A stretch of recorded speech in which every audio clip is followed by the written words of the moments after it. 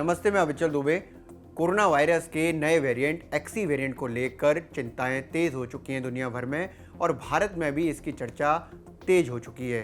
कारण है कि भारत में इसका एक मरीज़ मिला है जो बीएमसी ने कंफर्म किया और ये मुंबई में मरीज मिला, लेकिन स्वास्थ्य मंत्रालय ने इसको अभी सस्पेक्ट बताया। उन्होंने कहा है कि अब इसकी जानकारी जुटाई जा रही है और कंफर्मेशन होने के आधार पर ही कहा जा सकता है कि ये एक्सी वेरिएंट का मरीज है। लेकिन अब इस पूरे मसले में ये जानते हैं कि आखिर एक्सी वेरिएंट क्या है और दूसरी बड़ी बात कि जो एक्सपर्ट्स हैं वो इसके बारे में साफ तौर पर क्या कह रहे हैं। सबसे पहले आप समझिए कि एक्सी वेरिएंट क्या है। तो एक्सी वेरिएंट आसान भाषा में समझेंगे तो ओमिक्रॉन वेरिएंट के जो सब वेरिएंट थे BA.1, BA.2, इसको रिकॉम्बिनेशन में एक्सी वेरिएंट मिला है, यानी कि इनको मिलाकर एक जो वेरिएंट बना है वो है एक्सी वेरिएंट। अब ये कितना ज़्यादा घातक या ख़तरनाक है, तो इसकी इन्फेक्शियस रेट की बात करें तो ये करीब 10% BA.2 से, यानी कि जो ओमिक्रॉन का सब वेरिएंट था BA.2, उससे 10% ज़्यादा इन्फेक्शियस है, फैलाव वाला, यानी कि संक्रामकता रखता है। लेकिन घातक कितना है, इसको लेकर अलग अलग बातें की जा रही हैं।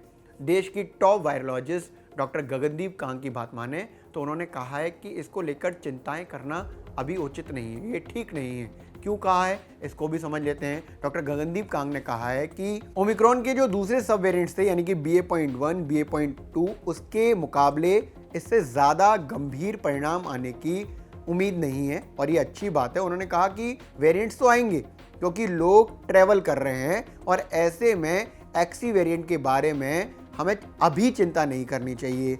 उन्होंने कहा कि BA.2 को लेकर हम काफ़ी ज़्यादा चिंतित थे, कारण भी साफ था क्योंकि इससे काफ़ी ज़्यादा इन्फेक्शन बढ़ रहा था और ये खतरनाक भी था।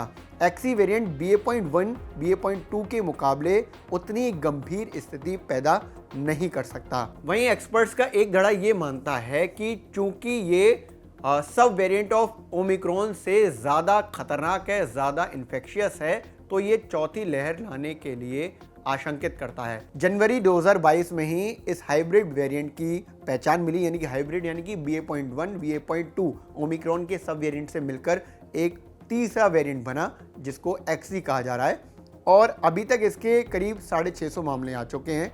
भारत के अलावा जो ज़्यादा मामले हैं वो थाईलैंड, न्यूजीलैंड में आए हैं। क्योंकि एक्सी वेरिएंट की अभी शुरुआती जांच की जा रही है, निगरानी सर्विलांसिंग की जा रही है, तो अभी बहुत ज़्यादा इस पर बात करना ठीक नहीं है जिस तरह से एक्सपर्ट्स कह रहे हैं। लेकिन एक बात वो ज़रूर कह रहे हैं कि जो इसके लक्षण होंगे, इसके सिम्टम्स होंगे, अगर ये फैलता है ज़्यादा तो इसके सिम्टम्स होंगे हाई ग्रेड फीवर, यानी कि तेज़ी से चढ़ने वाला फीवर जो है, बुखार होगा, गले में खराश बहुत ज़्यादा होगी, फटीग बहुत ज़्यादा होगी, यानी कि थकान होगी, शरीर में टूटन की स्थिति पैदा हो जाएगी और इसके साथ साथ रैशेस भी हो सकते हैं, यानी कि शरीर पर कई सारे रैशेस यानी कि चकत्ते, लाल चकत्ते आ सकते हैं। एक्सी वेरिएंट को लेकर क्या नई अपडेट आती हैं उस पर हम आपको नई जानकारी देते रहेंगे। लेकिन अभी की जो स्थिति है, मौजूदा स्थिति में सबसे ज़्यादा दो चीज़ें आप कर सकते हैं। वो ये है कि एक तो फॉलोअप्स को ध्यान में रखें, यानी कि मास्क ज़रूर लगाएं, सोशल डिस्टेंसिंग बरकरार रखें और सैनिटाइजिंग करते रहें, इनको भूलें नहीं। और दूसरा और बेहद ज़रूरी काम, वैक्सीनेशन प्रोसेस में पार्टिसिपेट कीजिए। अगर आपने अभी तक वैक्सीन की कोई भी डोज नहीं लगवाई है या फिर घर में मौजूद 12 साल से ज़्यादा के बच्चे को कोई भी डोज वैक्सीन की नहीं लगी है, तो आप वैक्सीन की डोज उनको ज़रूर लगवाएं, या खुद ने नहीं लगवाई है तो अभी तक ज़रूर लगवाएं।